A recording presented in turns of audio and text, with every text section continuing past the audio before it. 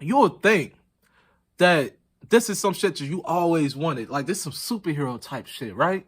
You able to predict some shit before it happens.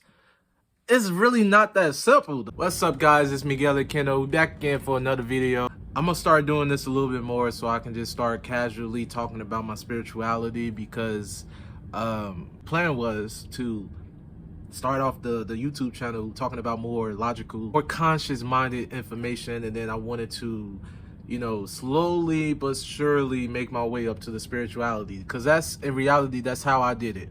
I was a very conscious-minded person at first. Going into my spiritual journey, I first was very much into like the Illuminati, into like demons, spirits, UFOs, government conspiracies, and all that. That's what led me to spirituality in the first place.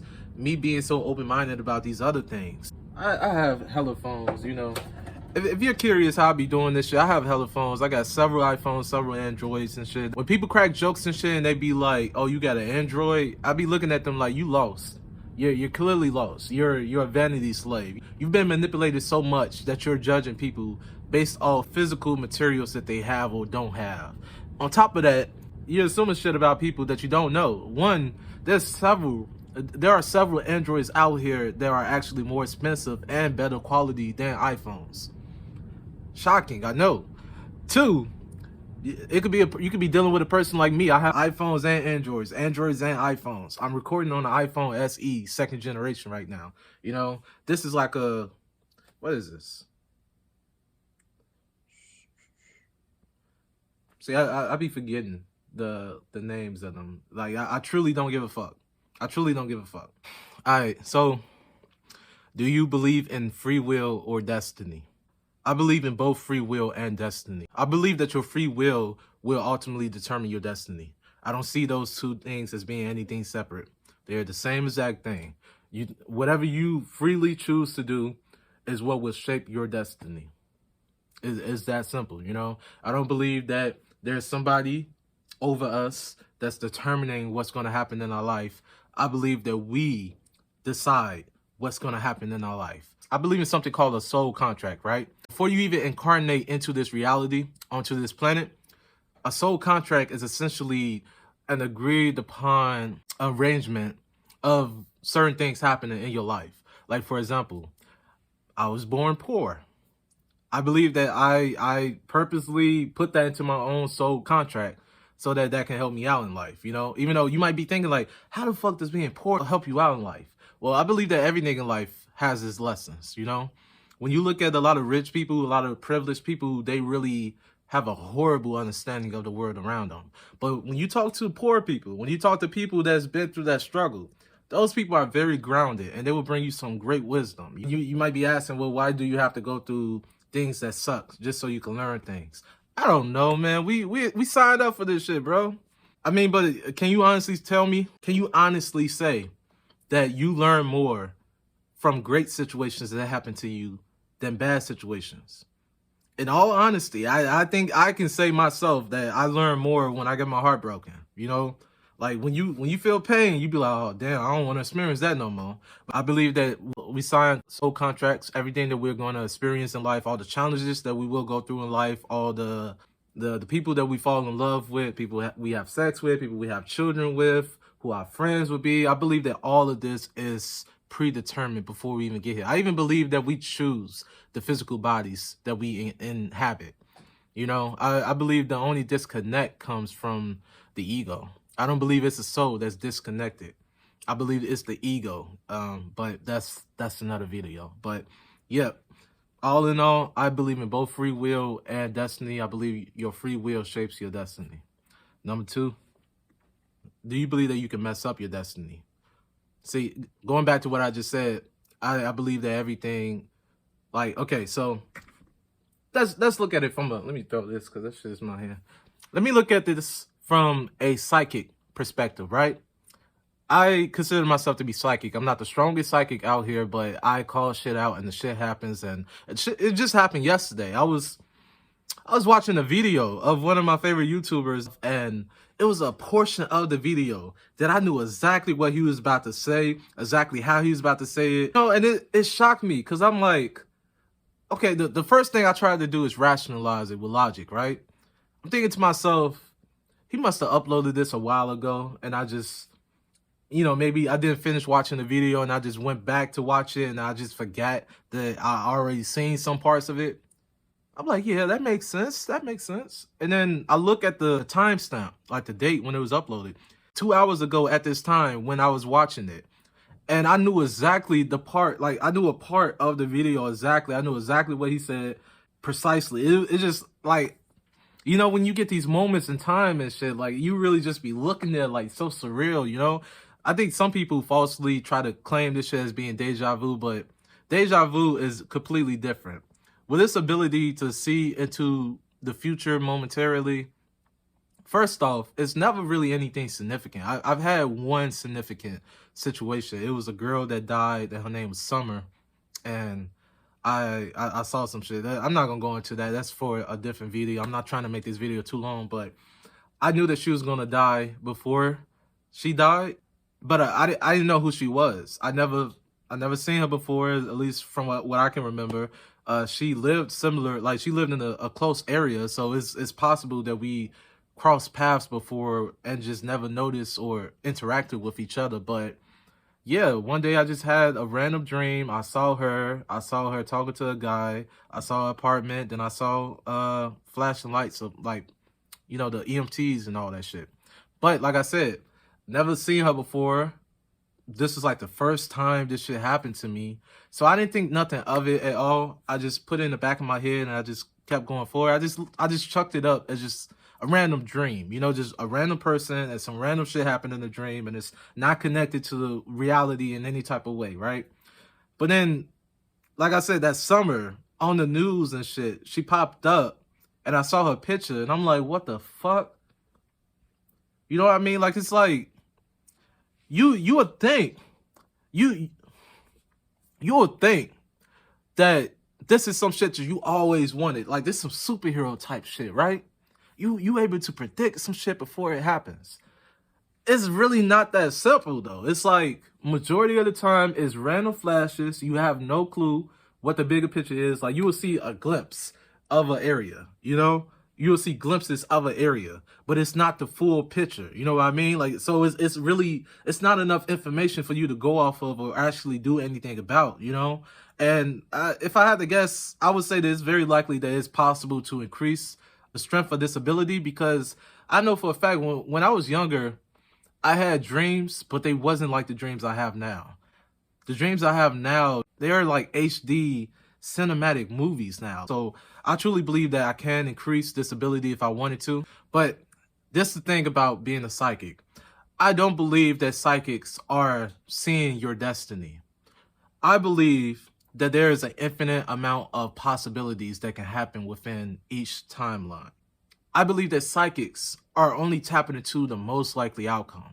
I don't believe that it's end all be all. I don't believe that what they're saying is written in the stars. Like, no, the way I look at things is they might hone in on a likely timeline, but I don't believe that that's necessarily end all be all. Whereas it's true that the psychics that I have encountered have predicted certain things that did happen exactly how they said it was going to happen. There's other things that they predicted that didn't happen. And then sometimes it will happen, but it won't be exactly how you think it's going to happen, So I wouldn't put all my baskets on that 100%. I believe that there's an infinite amount of possibilities that can happen in a given timeline. And I believe that your destiny is beyond these different timelines, the changes of the timelines, right? Essentially, I believe that your destiny is the end goal, and whatever you do in your life is what will shape your destiny. I believe that because we have free will, so it has to be that way, I don't look at it like it's somebody above you that's pulling the strings and doing this shit. I look at it like it's you doing this. You just don't know how it's going to react. You just don't know the end game of all your actions. So, next question. Does becoming spiritual open the gateway that demons and other negative entities can enter, giving them access to you? Okay, this is a fair question. I've heard people say this a lot growing up, especially my sisters. There was brujas and all that. You see this You know, I would hear this stuff a lot growing up. It's yes and no. All right. So when you see scary movies and it's like a poltergeist attacking people or a demon attacking people and shit like that, and it'd be like based on a real story, based on a true story and all that shit, I don't believe that they actually tell you the full story. See, personally, I believe that the only way that negative entities can even interact with you is if you yourself are a negative being.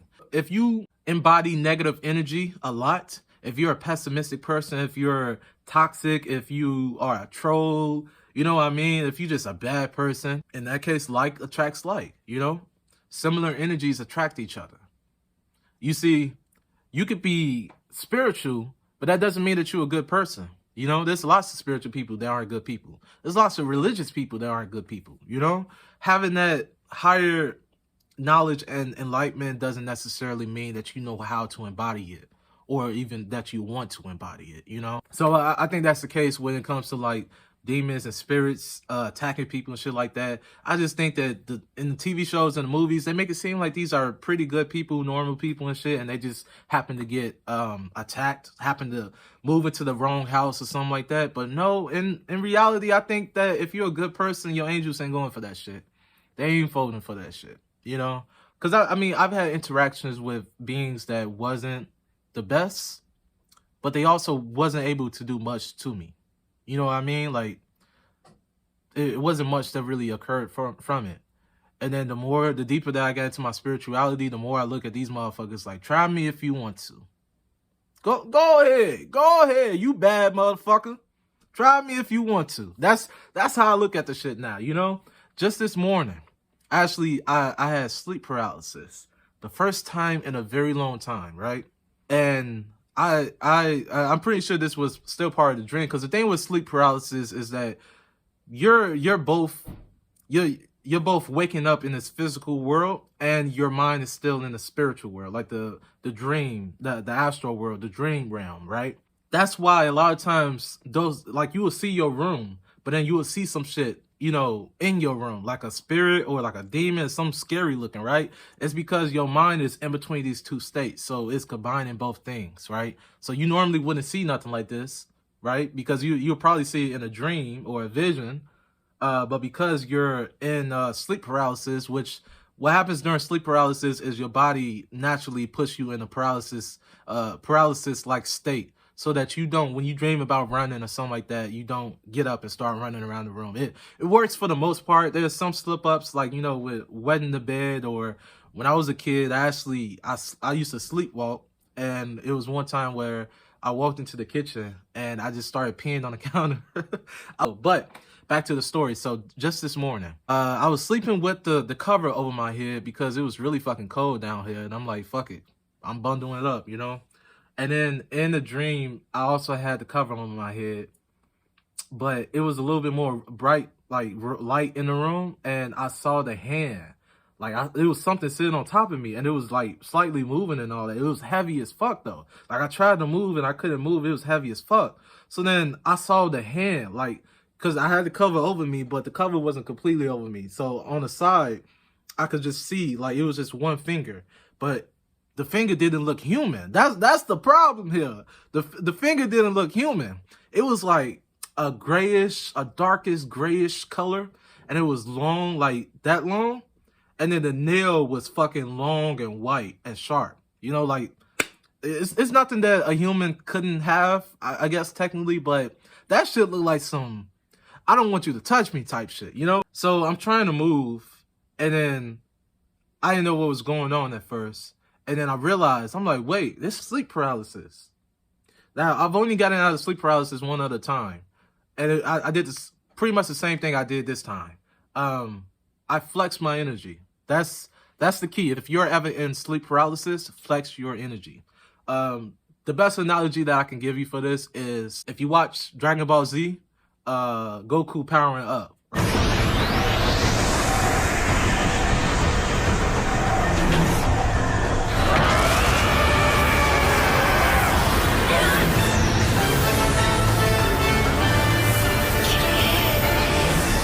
The aura around him and shit, that aura can actually protect him. You know, they've actually showed that during the Buu saga, right?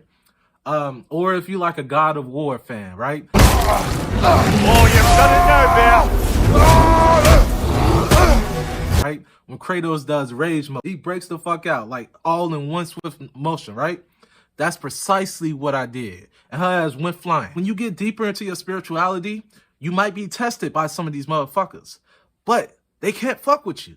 I'm telling you, they cannot fuck with you. They don't even like being around you. That's the thing. Like, negative entities, they hate your guts. If you're a positive person, if you radiate love, like happiness, joy, and all that shit, they hate being around you. They avoid you. They avoid people like that, right?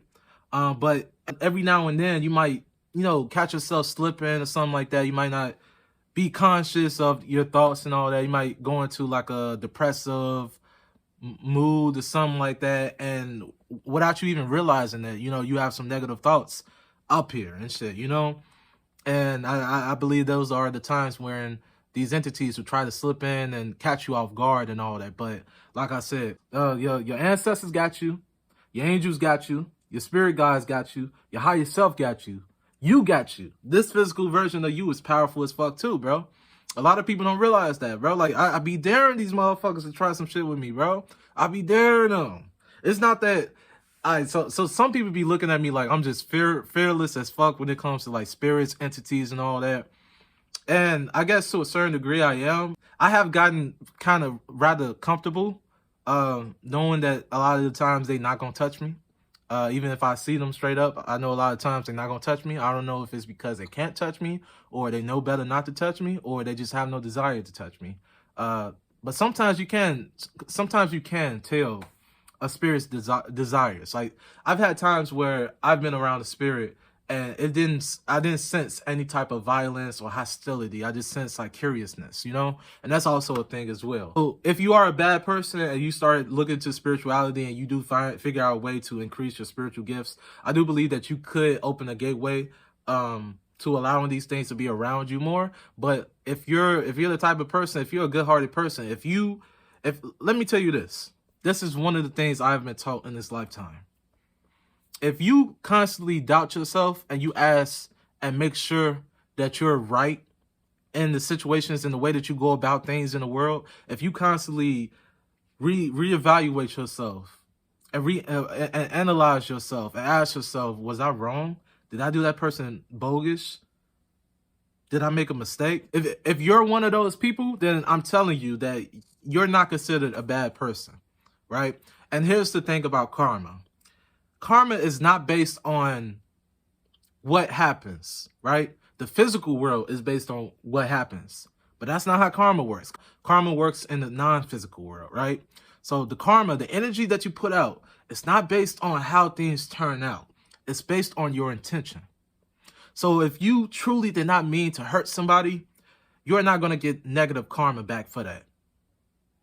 Because it wasn't in your intentions. The situation got more out of hand than you wanted it to, or that you even knew that it could possibly get out of hand of. If you feel bad about a situation and you honestly did not mean for something to happen, you would not be getting negative karma coming back to you. But if you go into a situation and you thinking like, I know that this is a possibility, but I don't really care. That's right. And then that shit turns out, that's some bad karma coming your way, because it's you being inconsiderate, But like I said, the energy that you put out is the energy you get back. So it's not necessarily saying that something bad is going to happen to you because of that, but somebody will reciprocate that energy of not giving a fuck about how you feel about something. Do crystals heal people? Very good question. I don't believe that crystals heal people. I believe that crystals remind people how to heal themselves. I'll say that again. I don't believe that crystals heal people. I believe that crystals remind people how to heal themselves. It's like, think of it like this, right? A frequency. When you tap into a certain frequency, that frequency already existed. You're just tapping into it, right? I said something on my Facebook about this not too long ago. Here's the post. If you want to, go follow me on Facebook. Can you see it? Can you see it? Can you see it? I said, the human body is like an antenna. We are capable of tuning into the vibrational frequencies of the things we interact with. This is how crystals work. It's uncertain whether or not crystals themselves have the power to heal. Perhaps it's the placebo effect, which in itself is an extraordinary phenomenon that still leaves science guessing. However, I theorize that crystals vibrate at a state of harmonious frequencies. And when we connect with these crystals, we tune into those same frequencies. Everything vibrates. The human body is no different. Interesting enough, each organ has its own optimal frequency range. In the presence of acute or chronic illnesses, these vibrations change. They are also altered by things that we eat and do. The higher the frequency, the lighter and healthier the person is. So that's how I look at things when it comes to crystals. I don't believe that it's the crystal itself that's actually healing you. You're just tapping into that frequency that crystal is emitting, and that's what's healing you. It's reminding you how to heal yourself, essentially. Well, I'm gonna just choose one more because this is already at 31 minutes, and that's crazy. That's really crazy. I'm gonna have to cut this down a lot, probably down to 15. Craziest spiritual experience you've ever had. Craziest spiritual experience. One time I meditated with some man. I don't know who he was, but I met him in a different dimension.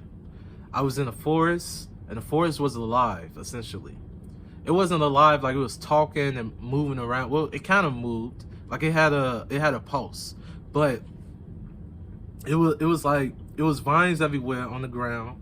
They was all connected, interconnected to each other, and there was like this pulsating lights, like yellow light, that when it surged through all the roots and the trees and all that. Like it basically was a forest that lit up yellow. Like it had green leaves and the brown wood and all that, like regular forests do, but it had a yellow glow to it for some reason. And the man wanted me to come and sit down with him, and he wanted to teach me some stuff. We sat down in like a meditative like stance, like, you know, crisscross applesauce and all that. And he talked to me without physically talking to me. Like, he just sent the thoughts through my head, but it's like when I woke up, I only remember like a fraction of the shit that he taught me, you know? So to this very day, I've been like, I always look back on that moment. I'd be like, man, I just wonder like all the stuff that we was really talking about and shit, you know? But I wouldn't really say that's one of my craziest spiritual experiences. I wouldn't, but I found that to be very interesting, and I'm running out of time. So I'm gonna stop it right here. We're gonna have to do a part 2 of this. All right, that's what we're gonna do. I'm gonna just do a part 2 of this. I didn't think it was gonna go this long. I got things to do today. So until next time, peace and salud.